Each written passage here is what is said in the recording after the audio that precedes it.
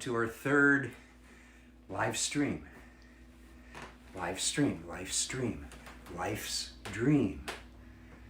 I like thinking of this as life's dream for us.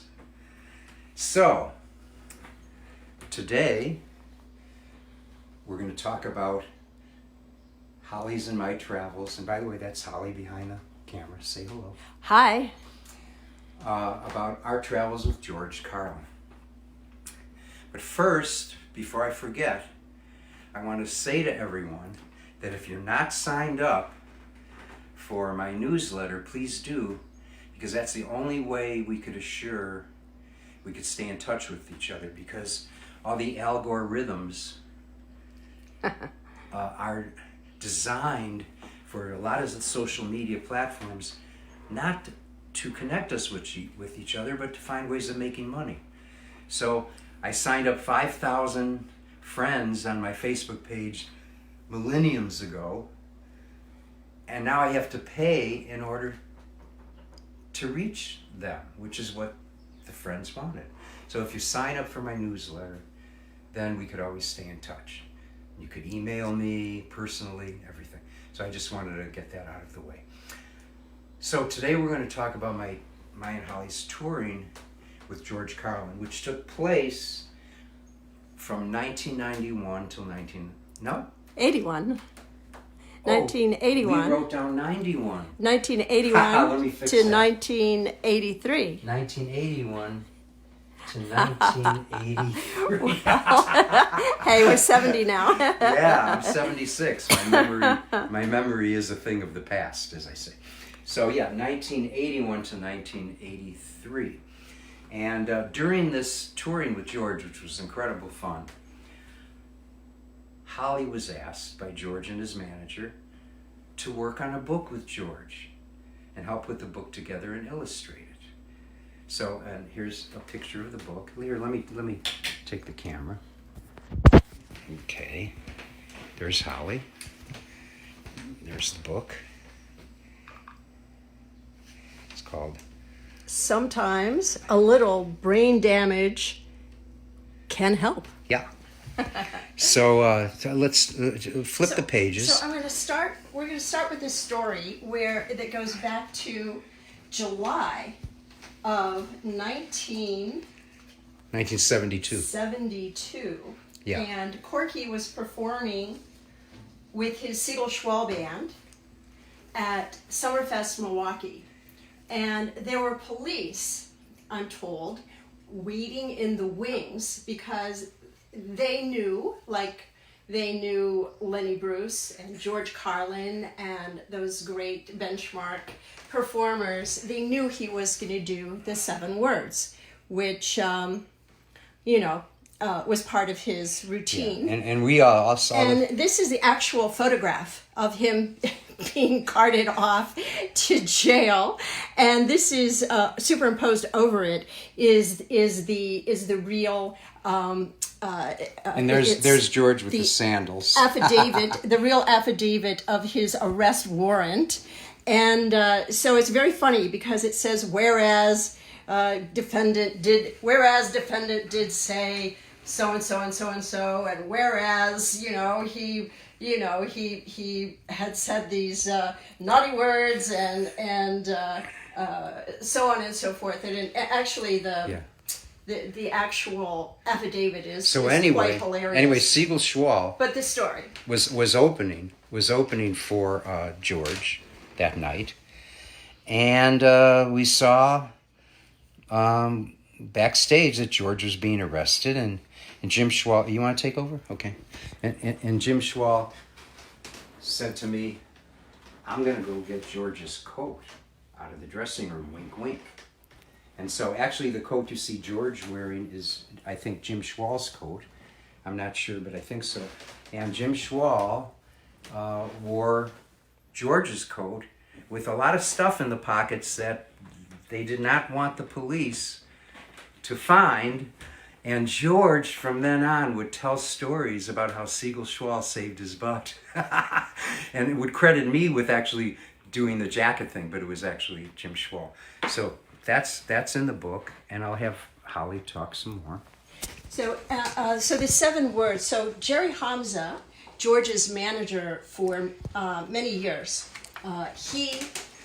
I'm backing off because some of the words in the book are things we don't want to show on So television. Jerry Hamza, actually, he asked if I would do a book that would be sold at George's concerts. And he sent me to Nashville to meet his father, who was a very famous promoter. His father was a country music promoter, and his father managed Hank Williams Sr. He managed Loretta Lynn, and so Jerry flew me to Nashville to meet his father. He wanted me to see how merchandising was so important and so integral to a performance, and how he wanted me to get the idea of the importance of the project. So, well, you know what? Before we get into this, let me play a song. Okay. And then we'll get back to this. So I'm going to give you the... All right. And I'm going to... Let me find my harmonica. I don't know where oh, here it is. It's over here. Okay. There it is. So I played this song at the first streaming. It's called Deja Vu. And I think it's appropriate for a song named Deja Vu that it's okay for me to play it again. And I think I need to play it again because it was inspired by George Carlin, and that's the theme of today's subject. And it was inspired because George used to have this phrase that Holly and I just love, vous jadez, that feeling like you've never been there before. So this song was inspired by that. It's called Deja Vu. I'm going to play it, and we'll talk a little more.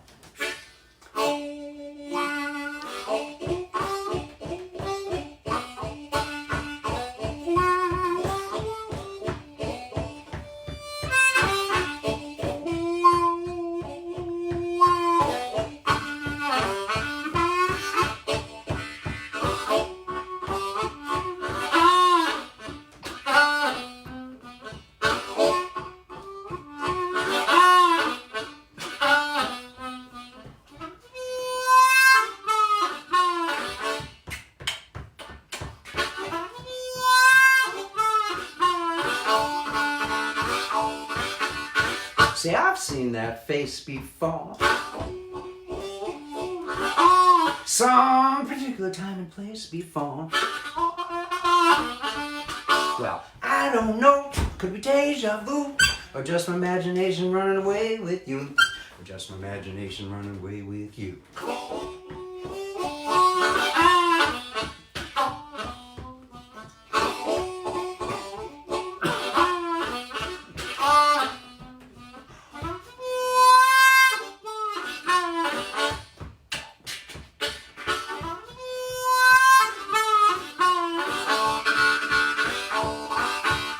See, I've seen those eyes before. Now I've been so hypnotized before. Well, is that you doing the voodoo?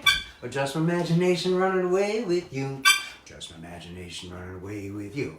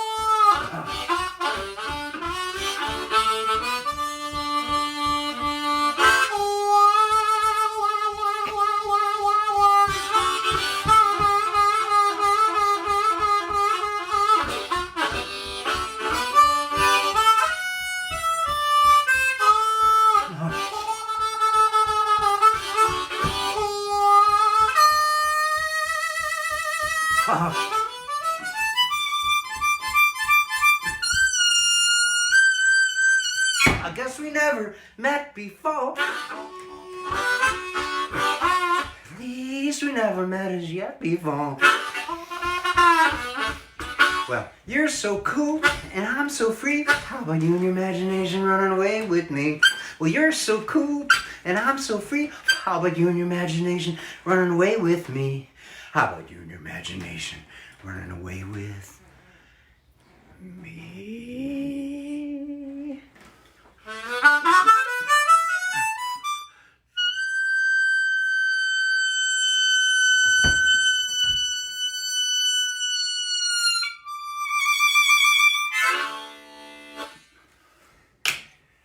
Okay. So, While I catch my breath, I'll let Holly take over. George, he would send scripts to me, and they were just jotted down on pieces of paper, and I would interpret them visually. And so, of course, his infamous 7 words that you can never say on radio or television had expanded to 209 words. How was I going to interpret that? So I decided to do, I'm an airbrush artist, and so I decided to do an airbrush of a men's urinal. And so I had Charles Hughes did the calligraphy. And when George did this live... I should just mention that I'm not taking too much of a close-up. Okay, yes, for good reason. So when George would do this live, he would be like a brilliant jazz musician because the words aren't just random. They have a certain sound and beat and tenor. And so when he would do it, when he did this live, it would always be the closer, and it would have this wonderful syncopation, and he would go dee da dee ba dee dee dee ba dee dum ba dee dee dee. You know, it would just move along like a great jazz musician riffing. And so at first I had it typeset, so you can imagine what that was like, sending it to a downtown sophisticated typesetter, and so with 200 choice words. With 209 choice words, and I was terrified to pick up the typeset words because I thought, oh my God, you know, are they gonna have police there waiting for me? And there was a little old lady there, and I came to pick up the job, and she goes, and I'm thinking, oh God, please don't let her read it. And she starts to read it. She goes, oh honey, this is darling. That was not the response I was expecting, but at any rate, Charlie Hughes did this phenomenal job. This is all hand lettered, and he didn't just do it, straight across. He made the lettering itself this wonderful design and piece of art. And just to make it a little more scandalous, I told Charlie, put the title like someone has drawn it on the bathroom tiles with a lipstick. And so he did that, incomplete list of impolite words. And then we did a cigarette with lipstick stain on the filter. And so... just to add a little... Just to add a little more outrageousness to it. And the original artwork is quite large. It's about 40 inches by 32 inches. It was a huge piece of airbrushed art. And it took about 2.5 weeks to do. So each one of these pieces was an actual piece of art. Another thing that was fun, just to illustrate the idea of George having... I have to back off because we don't know what language we will see on the pages. Well, actually, this is something that, which I thought was really funny. I thought I would do it. George just sent me this list of the World Hostility Scoreboard and miscellaneous hassles. So he has, 18 civil wars, 9 holy wars, 309 atrocities, 16 reigns of terror, and so on. So we made it, I decided to make it like it was on a chalkboard, and so that's my handwriting it as though it were on a chalkboard. And these are actually George's own drawings, bombing a synagogue, bombing a hospital, bombing an A&P, the things that happen in war. And then he has 95, these are miscellaneous hassles, 95 grabs of power, 68 heated arguments, 99 billion snotty phone calls. So you can see we had a blast doing this project. And this is the opening page with a tissue. We thought we'd make it very classy. And of course, that's George as a baby. And this is the back page, which relates to this, which is very funny.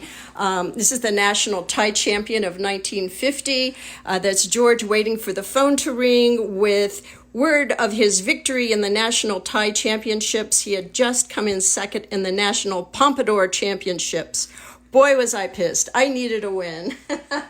So it was a blast working on this with George. So thank you, Holly, so much. And I'll just, since Corky's a musician, I will just read one of the things which I find particularly funny. And then I'm going to do a song. Is the 10 most embarrassing songs of all time.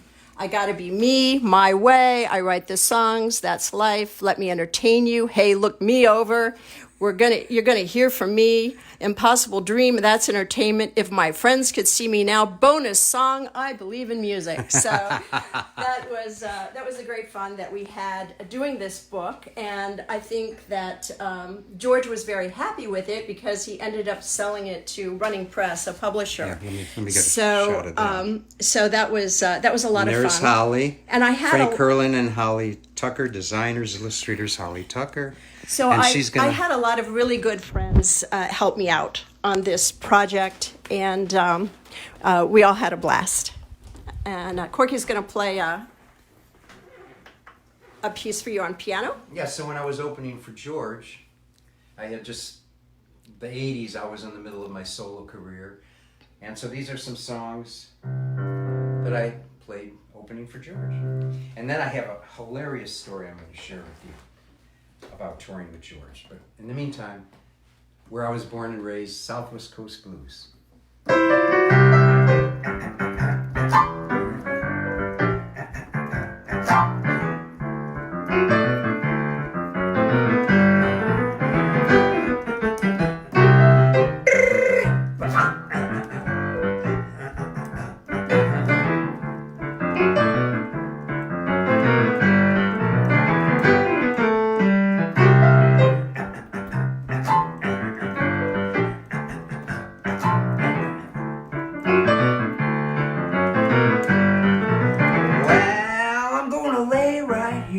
Southwest coast of Lake Michigan, where the skyscraper's swaying and the pigeons are playing on the roof again. I'm selling ice cream bars and it may take hours to get rich again. On the streets, on the sidewalks of the Southwest coast of Lake Michigan. Oh!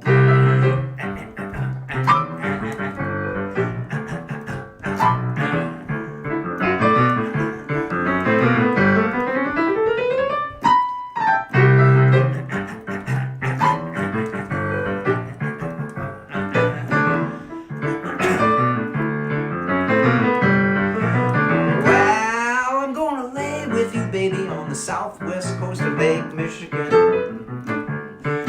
and I ain't gonna leave you alone unless I get the itch again, because I'm so happy just looking out the window with you, my friend, watching the cops chase the robbers up the Southwest coast of Lake Michigan. Oh.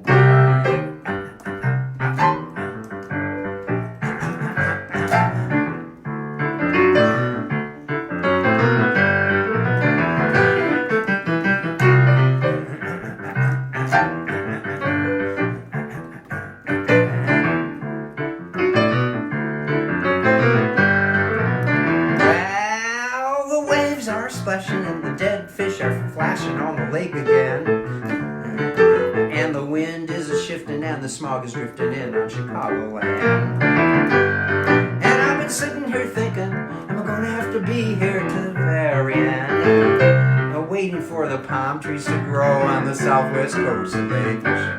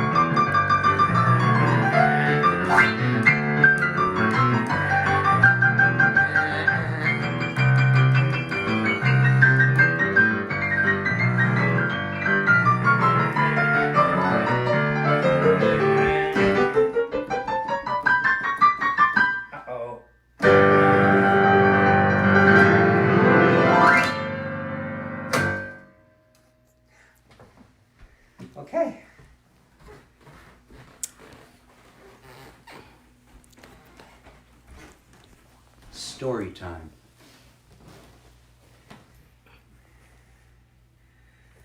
The plan was to fly to St. Louis Airport, reserve a hotel room, rent a car, and drive about 80 miles north to my gig.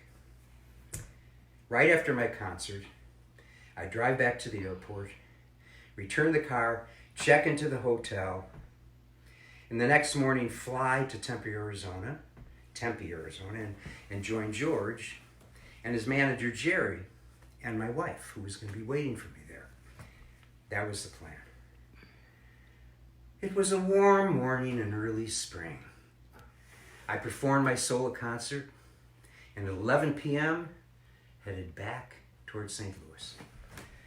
But what started as a tepid rain turned into a blinding blizzard only after about 60 miles of driving, with 20 miles left to make it to the St. Louis airport.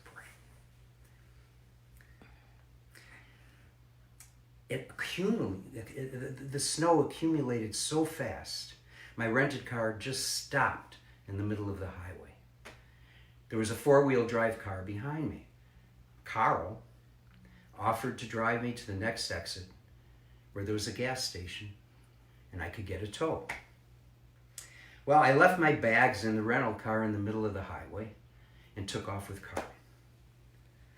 But the snow and ice quickly attacked his windshield wipers, and they stopped working. We couldn't see a thing. Well, I pulled out all my shoelaces from my sneakers. I tied each shoelace to the end of each windshield wiper, threaded it through the barely open windows, and sitting and slouching behind Carl, I grasped the end of the shoelaces, and with a shimmy back and forth, this is an absolute true story, I cleaned the windshield enough so Carl could creep along the highway. Well, this worked for a few miles until Carl's car got completely stuck. Digging, pushing only helped a few times. At this point, everything was still, and there was no signs of human life. As we sat in the freezing white limbo, Carl's continued use of the 7 dirty words throughout the night and throughout the next morning didn't get the car unstuck, nor did the snow stop from falling, nor did it manifest a single vehicle that might have been able to rescue us, nor fill his almost empty gas tank. After about 15 hours, there was a short break in the snowfall, and in the distance, in a little dot, we could see a farmhouse. Carl sent me to get help. As some protection from frostbite, I put plastic bags over my laceless sneakers, and with the frozen laces from the windshield wipers, I tied the top of the plastic bags off. Now, hypothermia was in the cards, since both Carl, who stayed in the car, and I were fooled by the early spring weather, and were both warm weather fashion statements, rather than the Eskimo attire that would have been perfectly appropriate in the knee-high and sometimes waist-high snowdrifts. The call of death was sweet. The falling snow caressed my cheeks. The pure white on white on white on white pastoral led me like a dream toward the farmhouse, which quickly grew larger and larger as I approached. The first time I actually saw the German Shepherd was only seconds after hearing his angry barking and growling. This is all true. As Charlie Musselwhite says, this, I ain't lying, folks. He nailed me on the thigh, dragged me across the snow, leaving an artistic Jackson Pollock of red on white trailing behind me.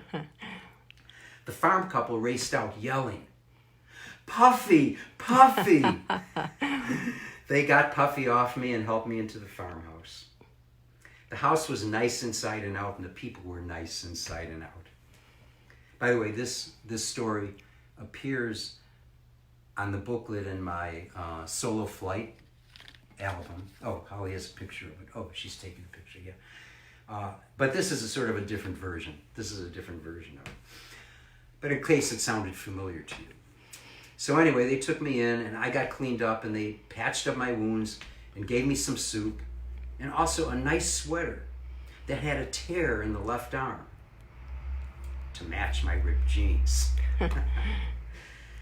I thought this was probably from Puffy's last victim. To add to the drama, the couple couldn't remember if Puppy had rabies shots or not. So I was able to reach Holly at the hotel in Tempe to let her know I wouldn't be making the show and might not make it to Tulsa. As twilight approached, or should I say, as the twilight zone approached, the blizzard stopped and I saw a rescue vehicle with Carl. So I ran back to his car. As it turned out, all this time, there was an exit we never saw, just feet away from where we were stranded. And right around the corner was a Holiday Inn. This is true, totally true. There was only one room left at the Holiday Inn, so I checked in with Carl, who was going to take me to the airport the next morning. The next morning, Carl changed his mind at the last minute. Tulsa was getting further away every second. I found some people in the lobby who were headed to the airport and offered to drive me. Instead of a 20-minute drive to the airport, it took 90 minutes because the people got hopelessly lost and headed in the wrong direction. Fortunately, my flight was delayed by a few hours, and I made it to Tulsa where I waited for the limo driver to pick me up. I waited and waited and waited, and finally I had to take a cab. The limo driver went to the wrong terminal.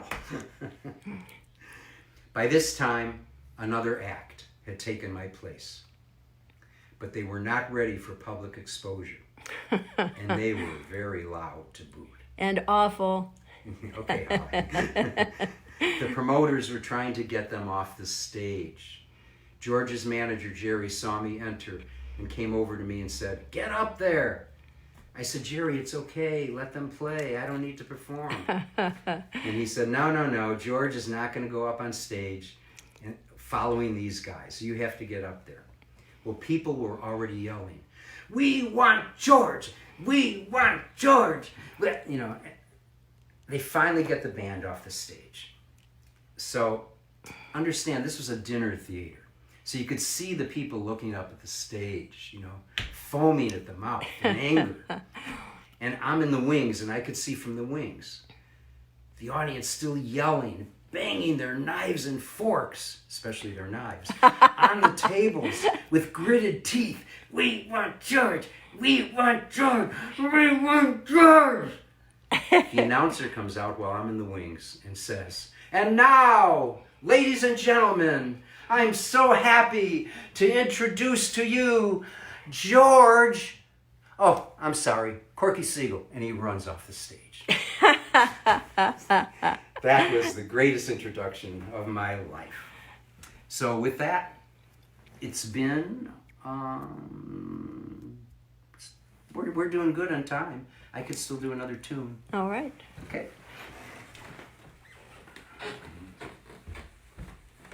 Nice. A little cinematography there. By the way, Gary Sherman is online with us. Sorry, Gary. Sorry Yeah. about the cinematography. My apologies to filmmakers everywhere.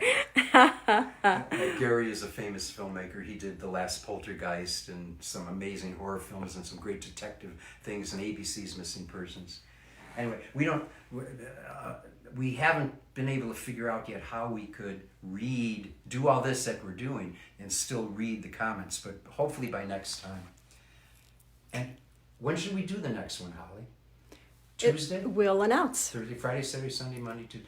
Yeah, make sure you get the newsletter and we'll announce it, but let's shoot for Tuesday at 10:20. So you can get the newsletter, by the way, on Corky's. You can sign up on Corky's website at chamberblues.com Or corkymusic.com. or And corkymusic.com. you'll find the newsletter. It's under it's under contacts or subscribe or whatever. You'll find it. I trust you guys. So this is I think the only song I've ever written about unrequited love, and it was I think it was during the time when Michael Jordan was playing, and so I wanted it to be about basketball and requited love, and so it's called On the Rebound, and I'm going to say goodbye with this song, and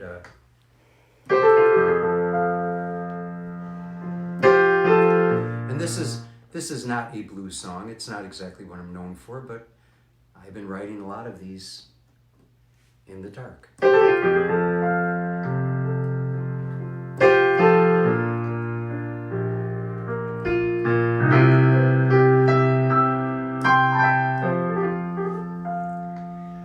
Broken dreams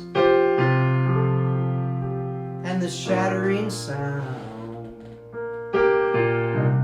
It's all the pieces scatter on the ground. I miss the hoop on my hookshot loop. Now you'll get me on the rebound. Now you'll get me on the rebound. Best laid plans of mice and men. I learned the hard way what I should have known then. She didn't love me, she was no friend. It was a long shot and I blew it in the end. Broken dreams and the shattering sound. So all the pieces scatter on the ground. I miss the hoop on my hookshot loop. Now you'll get me on the rebound. Now you'll get me on the rebound. The game is lost and I'll never be the same. And as I stand here dripping in the rain, my heart goes slipping down the drain. And you'll come along to scoop me up again. Broken dreams and the shattering sound. So all the pieces scatter on the ground. I miss the hoop on my hookshot loop. Now you'll get me on the rebound. And now you'll get me on the rebound.